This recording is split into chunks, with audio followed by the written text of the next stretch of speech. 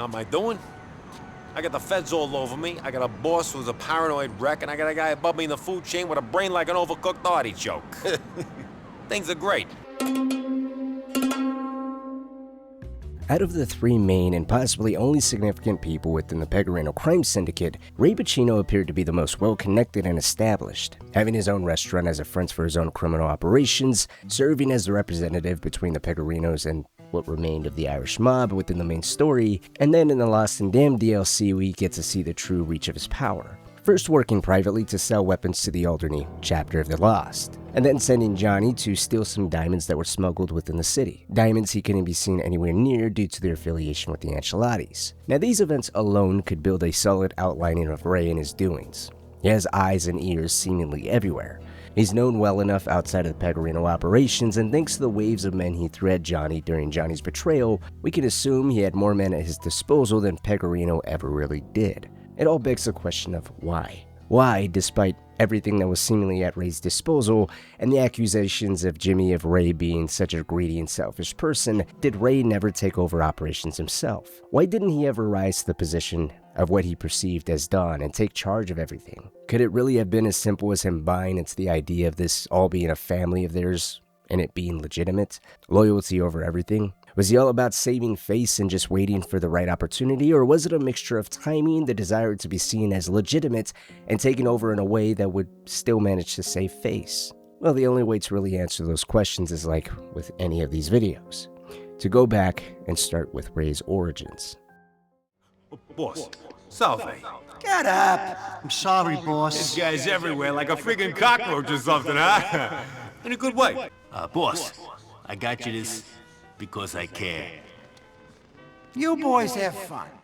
As with many people within the Grand Theft Auto universe, not much is known about the childhood of Ray Boccino apart from him growing up in Alderney City, so there isn't really anything to go concretely off of as far as his early years go. However, that may still be just enough to establish a baseline on one of the more prominent questions surrounding him and his affiliation to the Pegorinos. That being how and why he would even come to cross paths with them.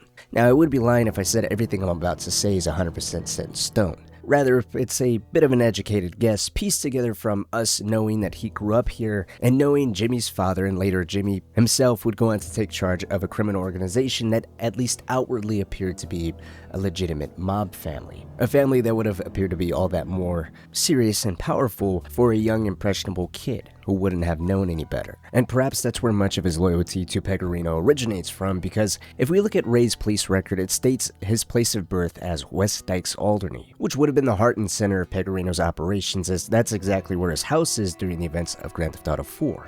Of course, that's assuming this place of Pegorino's house is where it has always been, and for simplicity's sake, I'm going to at the very least go based off the idea that if this wasn't the same house Jimmy Sr. operated out of, then at the very least he still stood around this area, as even Jimmy's father was seen as an angry joke that Jimmy said achieved less than he ever did. True or not, looking at how seriously the idea of Omerta being legitimate and a part of a family is during the events of Grand Theft Auto 4 to Jimmy, Phil, and to Ray, it feels fitting to say that obsession was most likely radiating from Jimmy before he ever met Ray. Which, based off Ray's own criminal records and comparing them to Jimmy's and Phil's, all three have very similar initial charges, tied to either grand theft, hijacking, or some sort of arrest for stealing. Ray would also be the youngest during his arrest in 1990, placing him at just 14 years old. Much younger than Pegorino's initial arrest at just 16 years old, or Phil's at 17. Does that mean he was already under Pegorino doing what was asked of him? Young, impressionable, trying to prove himself to Jimmy? Not necessarily, it could just be Ray getting caught up doing his own thing. Since there are no concrete words from anyone else stating otherwise, it does leave it open to a possibility.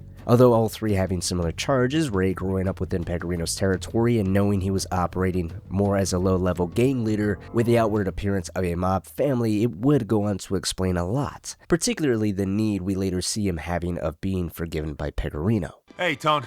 Hey, Ray. I need to speak with Pegorino. What are you doing? He's busy. Hey, Nico.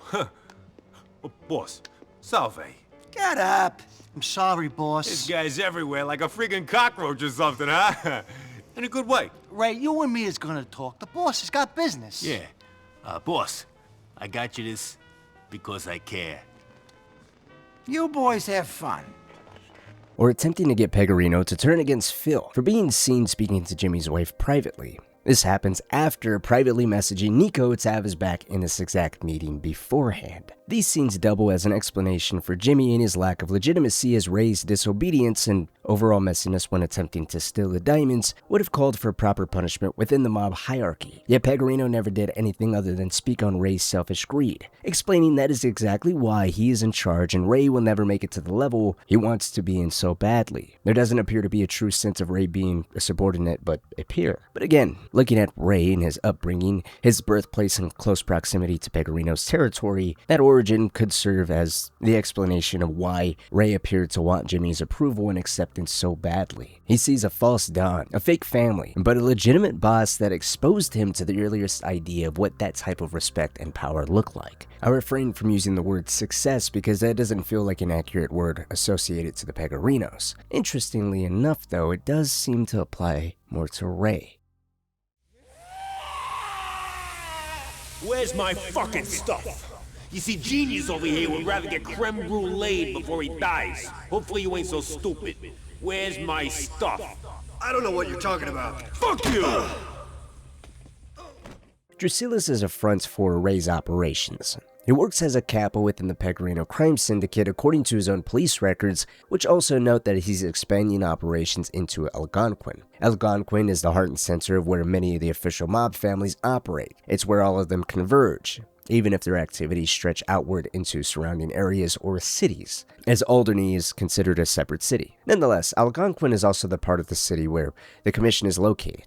And we know this because during the mission Trespass, we have to stop town-breaking Ancelotti capo Charlie Mateo from reaching Algonquin to tell the commission that the Pegorinos have stolen Russian cocaine from them. Now, since we know Ray moved from Alderney to Algonquin and that he's often described as greedy and ambitious, it makes some sense to read this as him expanding operations beyond his official work for the Pegorinos. His other activities are mentioned within his police records, and we see some of which firsthand in the Lost and Damned DLC and even in the main story, through the diamonds. Both of which are avenues we're going to be exploring in just a second. But what I wanted to point out here is his position at Drusillus could very well be a ploy to appear more legitimate or better respected by rubbing elbows with the other families. Something that's actually quite possible here in Little Italy, as again, it's the same part of the city where the commission and other mob territories would intersect.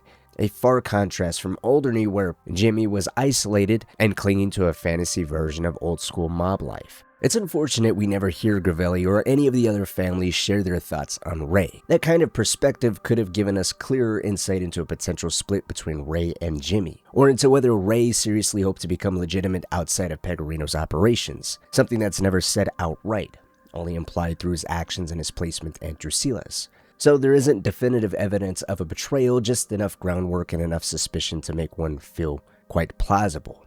Although getting even a brief comment from someone like Gravelli or from the United Liberty paper contact on how they viewed Ray, and how far they thought he could realistically go as an official seat holder on the commission. Something as simple as a throwaway line could have still gone a long way toward confirming or killing the idea of becoming legitimate and sidestepping Pegorino, thus enriching the relationship between Pegorino and Ray with that kind of in-game perspective from one power player to another. This would have created an even more interesting dynamic between the two of them. Ray could be framed as a more competent one with a deep loyalty to Pegorino that stems from being brought into this life by him, rather than from any real fear or respect for Jimmy as a true boss. That mixture of gratitude and obligation on Ray's side could easily confuse the established mob families, as they would have seen a capable operator seemingly chained to an isolated, half-fantasy player in Alderney, not realizing Ray's loyalty was rooted in that first introduction to the life, and not Pegorino's actual strength. Speaking of competency, we should return to Ray's position within Pegorino's operations. Remember, he was the one who made contact with the McRearys,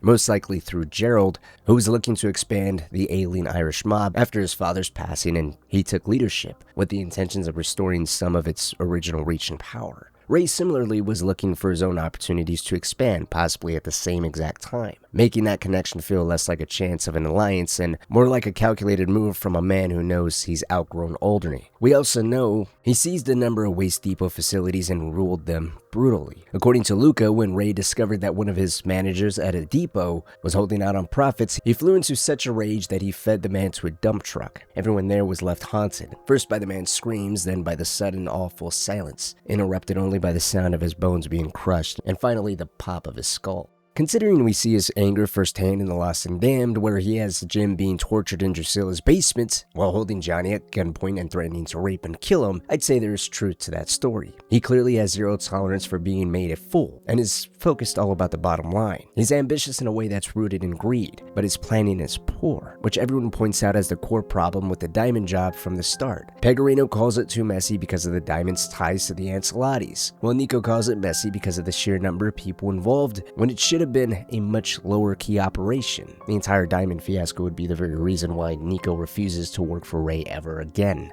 And on paper, that operation should have absolutely been low key. Ray gets a tip from his own sources about the diamonds and then brings Johnny as an outside party who can, in theory, take none of the official blame. He uses their mutual quote-unquote friend, Ashley, as the wedge to pull the Lost in, clearly hoping the bikers will be the fall guys, absorbing whatever heat comes down from the theft. Now, if you step back and look at the diamond job, it actually parallels Pegorino a little bit. Pegorino lives in a fantasy and is obsessed with vanity. The real-world cost of the diamond fiasco from his supposed seat at the commission gets smoothed over because Ray just shows up with a gift and grovels. He wallows, pleads for forgiveness, and displays remorse for his disobedience. And through that act of submission, they mostly move on. Ray has more power, is more hands-on in my opinion, but he does still rely on people beneath him to get what he wants. I mean, before we ever meet him in person, our first job with Packy lays out Ray's mentality almost perfectly. We're welcoming some of our cousins from the east, but we don't know what it is that they're bringing in exactly. All we know is that it's worth $1 or $2. My brother Gerald had word about it through this Italian, Ray Boccino. He gave us the heads up in exchange for a cut of the haul. What makes you think that the information is legit? First off, I don't trust this guinea for a second.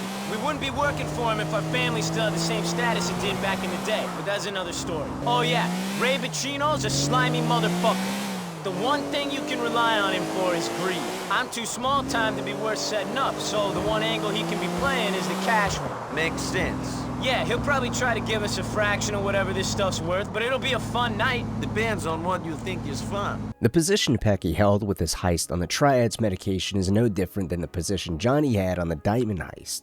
Arguably, Johnny's would be lower though, as he wasn't paid, and the robbery would go on to be much more complicated and higher stake due to the sheer amount of ties those diamonds had to everyone. To me, that's the part that parallels Jimmy, where he is vanity, Ray is in intimidation and power. Just others he runs into are all criminals themselves and laugh in Ray's face because they can't be intimidated by him and they don't believe in that mob mentality. There is no real connection or ties to really keep them in place, so they all test him. The lowest, or if you want to call it the weakest, of those within the game who attempt to take advantage of Ray came from his own crew when Luca and his men stole the diamonds and tried to pin the blame on Nico. While their audacity might suggest that Ray is weak or easy to fool, the opportunity probably wouldn't have been so tempting if the plan for handling the diamonds hadn't been so sloppy in the first place. Dumping them in loose piles of garbage made the whole operation fragile by design. As Luca himself points out, it would have been very easy for something to go wrong and for the diamonds to be lost, had one of the bags just simply ripped. And the more you look at how that operation was structured, the harder it becomes to see it as a one-off mistake instead of a reflection of how Ray runs business in general. The reliance on multiple moving parts, the use of outside crews, and the constant readiness to dump responsibility onto whoever else is most expendable all point to a pattern that reaches far beyond just the diamond job. Case in point with how he dealt with the Lost. Appearing to initially do business with Billy selling weapons, then allying with Brian once Billy got arrested, to then immediately turn around and tell Johnny where Brian was moments after they got off of the phone, simply because he thought it was better to work with Johnny out of the option between him and Brian, and him believing that it was best in his interest for the civil war that was erupting between the Lost Alderney chapter to be quieted down immediately. There was no loyalty, no clean break, no real gratitude in either direction. Even Clay, Terry, and Jim make it clear that Ray's far from an ideal person. And Ray even knows Johnny does not like him. Despite that, he still tries to project this menacing don't try anything or else presence, which raises the question of why be so relaxed about pushing people who clearly don't respect you, yet are in a position to screw you over. It's easy to read that as Ray misunderstanding his own position and who he's dealing with, and to a degree I do think that is true. But a more concrete answer, or rather reasoning of some type of explanation for that very question, is still connected to a bigger, more baffling question: his loyalty to Jimmy. Underneath all of the schemes, Ray believes he is in a system. In his mind, he isn't just expanding and running his own rackets, he's still tied to something somewhat real and far larger, that old school mob world that his boss is running. He and his boss are delusional about their actual standing within that world, but there are still a few anchors, and one of them comes from this quote by Pegorino. Now before I play it, keep in mind, this is after a supposed sit-down with the Pavanos fell through. Pegorino declares war and sends Nico to trail some Pavanos to a booking ring, where he is then instructed to kill them and is allowed to keep any cash it comes across as extra payment. A job yet again littered with all sorts of signs of Pegorino's desperation and complete backwards way of doing things. But at the end of all of that, this phone call takes place.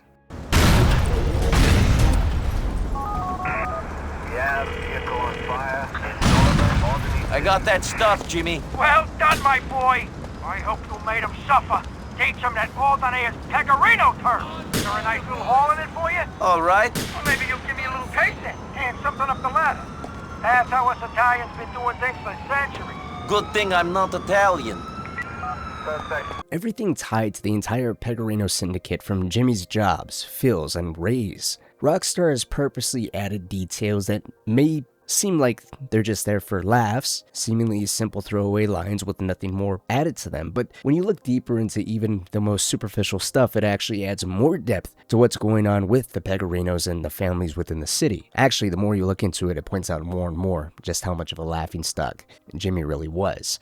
But the point being here that Jimmy mentioning this being how Italians have done things for centuries could be the precise insight that we're looking for in terms of Ray and how he acts with people underneath him. He's their boss, just as Jimmy is his. He learned his leadership style by his leader, and given the jabs he throws at Phil during the main game for not having full Italian lineage and being mostly Irish, thus locking him as an outsider and someone to not be trusted, Ray isn't simply undercutting a peer. Their feud stands apart on its own terms, but Ray repeatedly hurls at insults at someone that's undeniably more competent between the two of them. But through those actions, Ray echoes the same sentiments. Italians have been doing things this way for centuries.